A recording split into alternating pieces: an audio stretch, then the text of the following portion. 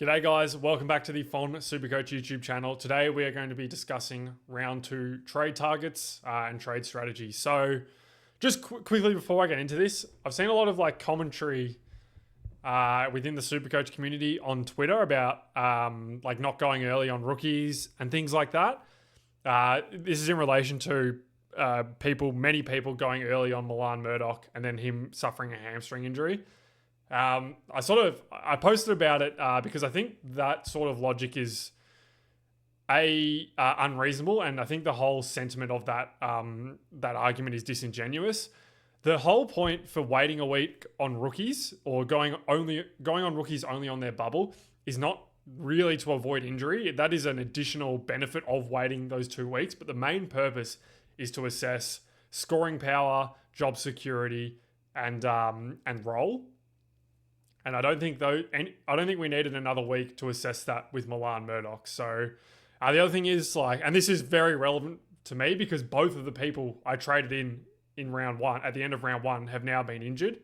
So anyone you trade in can get injured. The idea that you should wait a week to prevent that, in theory, by that logic, you should be waiting till the end of time. I just thought that whole logic was quite poor. I think a lot of people went early on Murdoch because they were in a situation where they had to go on someone. They had at least a Hayden Young or an Errol Goulden or something like that. So just wanted to start with that. And if anyone didn't have Dev Robertson or McAndrew or Marshall or any of that, I would have suggested going early on them as well. It's just Murdoch is the one that happened to get injured. So anyway, let's get into round 2 trades. So firstly, if you don't have any of 1, 2, 3, 4, and 5, and probably Blamires as well, I would get them in. We need to filter by break even. Sorry. There we go. So yeah, any of these top 6, if you don't have them, they are must trade in. If you have 3 injured premiums and you are missing 3 of these guys, I genuinely think you should boost out those 3 premiums and bring in 3 of these rookies and use the cash next week. Genuinely, I believe that is the correct decision because these guys are going to make 200k plus and give you good on-field scores.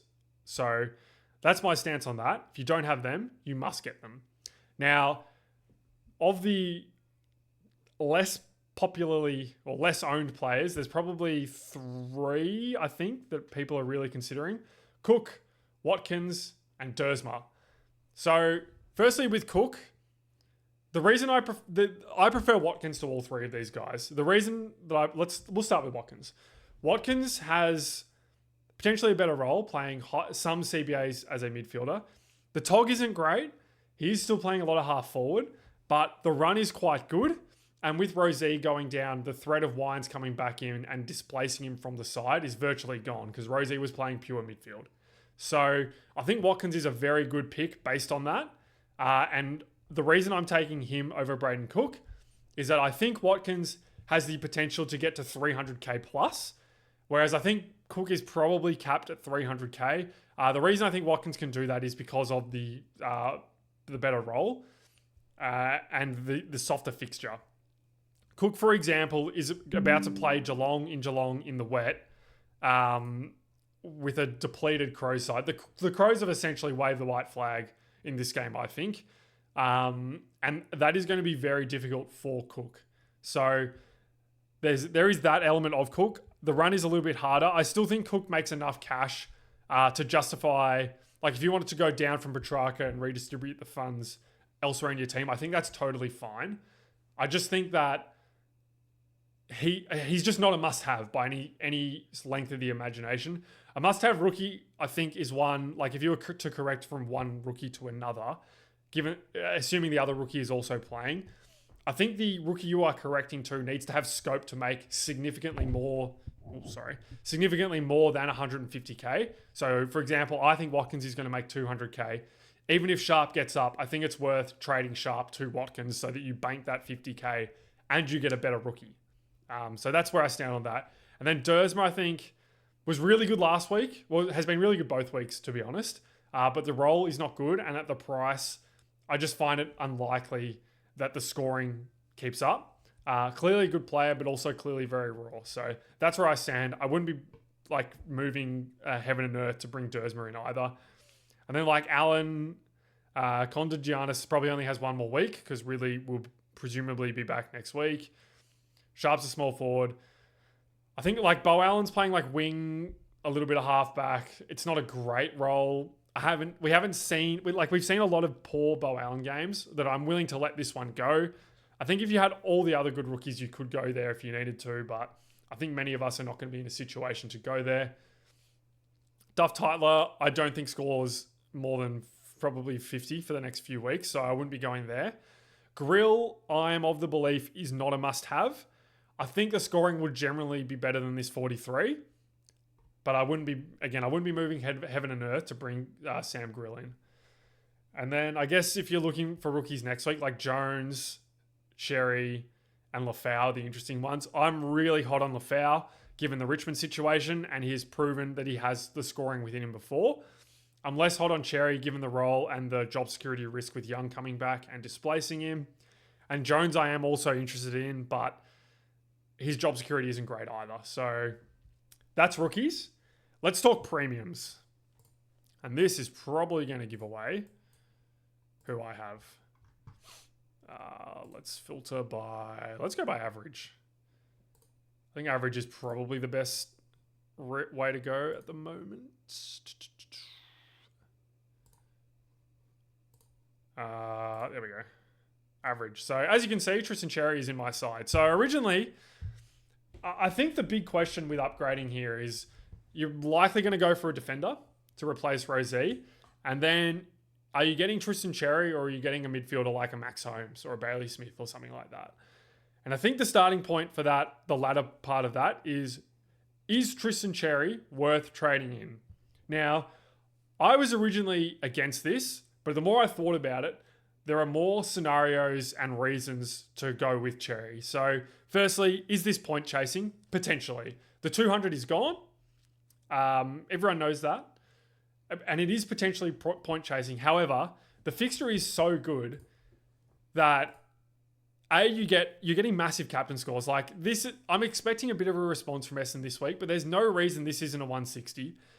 Pitternet is very similar to Flynn. He's a little bit of a better wrestler, but he can't jump. So Cherry's huge weakness of being unable to compete against jumping ruckman at centre bounces is gone against Pitternet, like it was against Flynn, which should in theory increase his ceiling.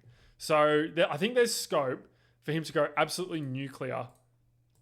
Sorry, we're on 26. On 1, 2, and then these 3 matchups here. Richmond, GWS, Geelong, which outside of West Coast are the 3 best ruck matchups. So what does that mean? You're getting captain scores. Now, is what it is. Like, realistically, most weeks, I'm probably going to be able to find a player, particularly for these first 3 weeks. I think like a Butters or people have Bont. You'll be able to find a player to go within striking distance of Xerri that it's not that painful. And particularly when you're comparing yourself to coaches with McAndrew at R3, like odds are that distributing the cash elsewhere and having McAndrew on field is going to be more valuable than Xerri plus, or just Xerri, essentially, with McAndrew at R3.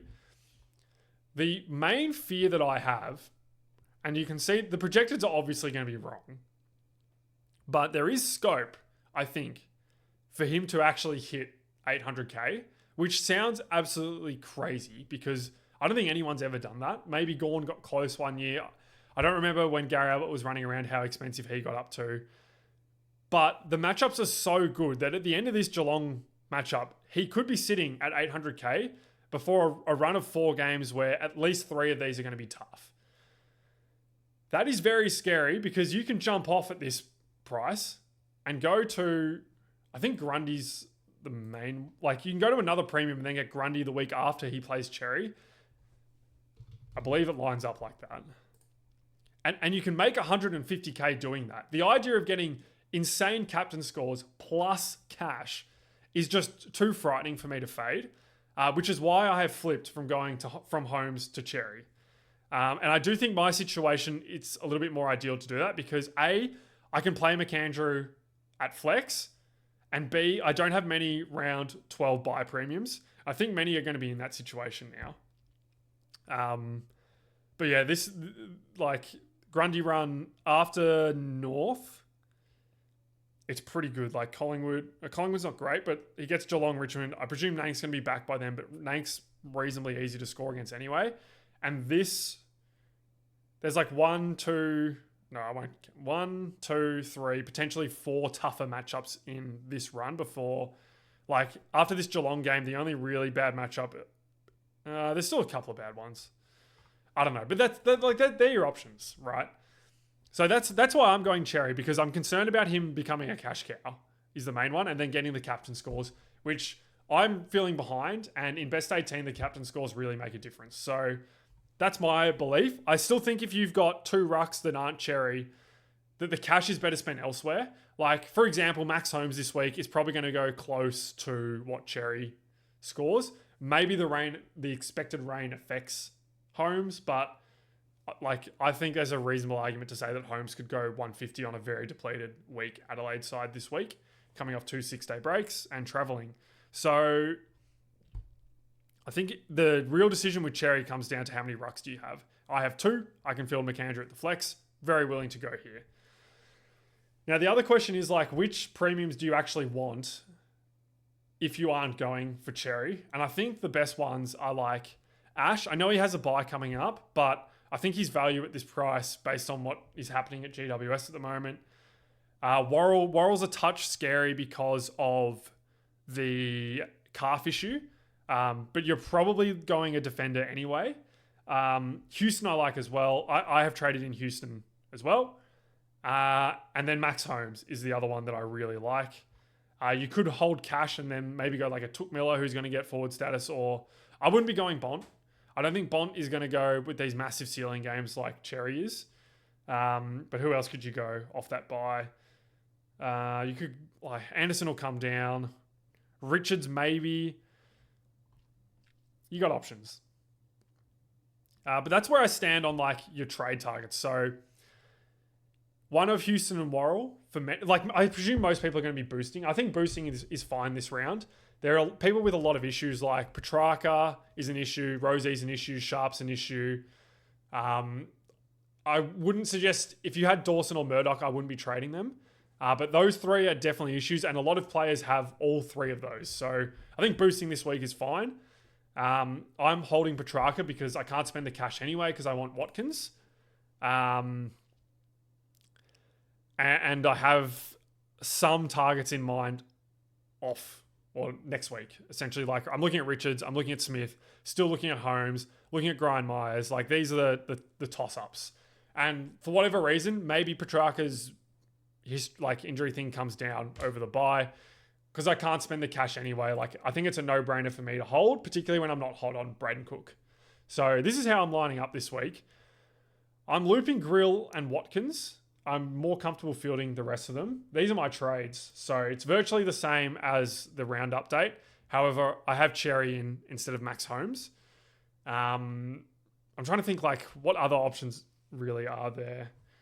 What are, like most traded in, not in my team. I kind of spoke. I wouldn't be going Bolton. He's got the uptick with Young out, but that's going to drop off at some point. I think there's a chance Lindsay is picked, and I wouldn't be trading Lombard or Filippo, or I don't know why English is here. Oh, this is most traded out in my team. Okay, that's not really. Can I see? Sorry, this is a little bit haphazard. Can I see most traded out? No, I don't think so. Injury reports, break evens. No, I can't. Is what it is. I think there's a way of checking that, but I don't know how to. So that's kind of my thoughts. I think most are going to have a decision. Oh, but also Luke Jackson's another one you could consider. He, coming off a cork, I think in a soft matchup, there's a strong chance that he gets managed a little bit within the game. So I wouldn't be trading Jackson in expecting a massive sugar hit this week. It could still happen. I just think it's less likely based on the cork issue. And then I think the other one that's popular is Dane Zorko. I would be beware of Dane Zorko. He's obviously started the season quite well, but he did this last year and he faded out of the season. I jumped on him last year. When did I jump on him? Let's have a look. I think it was after this West Coast game. And like from this point onwards, like it was probably an okay decision, but from round 10 onwards, he went like 95. My logic for that is games are more open at the start of the season, which favours these outside players. There tends to be more space. So these guys that rip off the good kicks, who rip off challenging kicks, tend to score more. And then and generally speaking, I think Zorko is less likely to be too engrossed in a match in round 15 when his goal is being at his best in finals. So I think him and Brisbane are a little bit conscious of that throughout the season and managing his usage and his tog a little bit. Because when he hits finals, he averaged like 115 in finals or something like that. This is why I think including finals in like players' averages is often tends to be misleading because the stakes are totally different. So that's my read on Zorko. I wouldn't go there. There's also the age. He's been pretty healthy. I wouldn't be too worried about the injury risk. But there is the age. I don't like Zorko. And I think having some skepticism on Houston or Worrell is very, very reasonable. I just think that I'm willing to back in Houston at 430. The Collingwood game plan, they're looking to feed him more.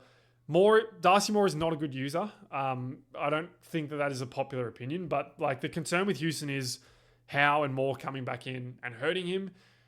Howe and Moore aren't anywhere near as good a users as Dan Houston. So I'm willing to back this in. Now, what's happening next week? Every team is different. I have a lot of dud mid prices. Like I'm probably going to be culling a couple of mid prices and going rookie plus premium. I may boost again, to be honest, and go 2 premiums, 1 rookie. I don't know if I'll have the cash for that. Like in theory, if I got rid of Parrish, 350k, what is this, 460? Let's say Lindsay gets to 290.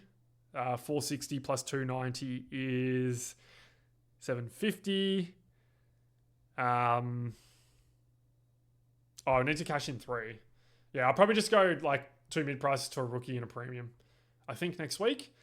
I think if you don't want to go Houston, I think your best option is genuinely Lockie Ash. I think I'm just priced out of this. Oh, no, I'm not. I could go. Oh, no, I am priced out of this. So I'm going to be going Houston. The GWS fixture is very good for halfbacks. I'm sort of hoping that like Sydney's the only bad game until they hit Brisbane.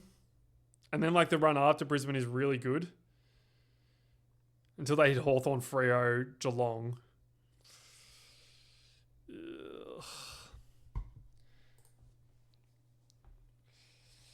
It's not good. It's not good. Because I would like to hold Windsor again. And I could go Parrish instead of Windsor, but like Parrish is going to make more money this week, so I don't know. Maybe Ash drops a random stinker. His ball use was reasonably poor on the weekend, I thought, so it is possible. But I don't know. It would have to be either side of this Sydney game, I think. That's the wrong season. Like maybe North at Monica. I don't know what his scoring's like at Monica. Let's have a look at last year. I presume it's pretty good. 140. Oh, good. 114. 43. I have no idea what happened this game. I can't remember. So anyway, that's my thoughts. To summarise, prefer Watkins to Cook and Dersma. Still prefer all of Dev Rob, Todd Marshall, Smith, Jagger Smith that is, Blamires.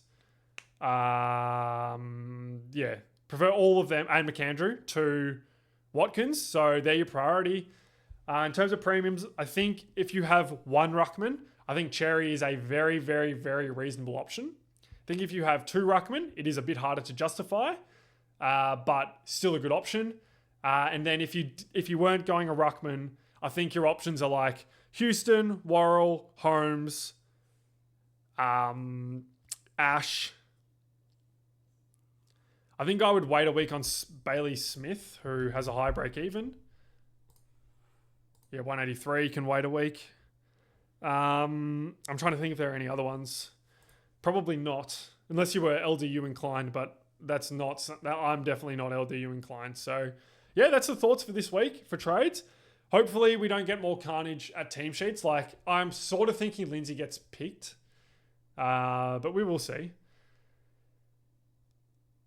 And hopefully Zach Estelzi gets picked. That would be a huge boom for me. How many am I fielding? 6, 8, 16, 17, 18, 17, 18, 19, 20. So I'm probably in strife if Lindsay and Zach Estelzi aren't named. But that is what it is. Because I don't have any DPP. So yeah, that's the plan for this week. For me, I have Petrarca. I should have been discussing that. So for me, next week it's going to be like, this is why I thought I was going to get 2 premiums next week. So like it could be Petrarca, Lindsay, and Parrish to like, I don't know, Lafau.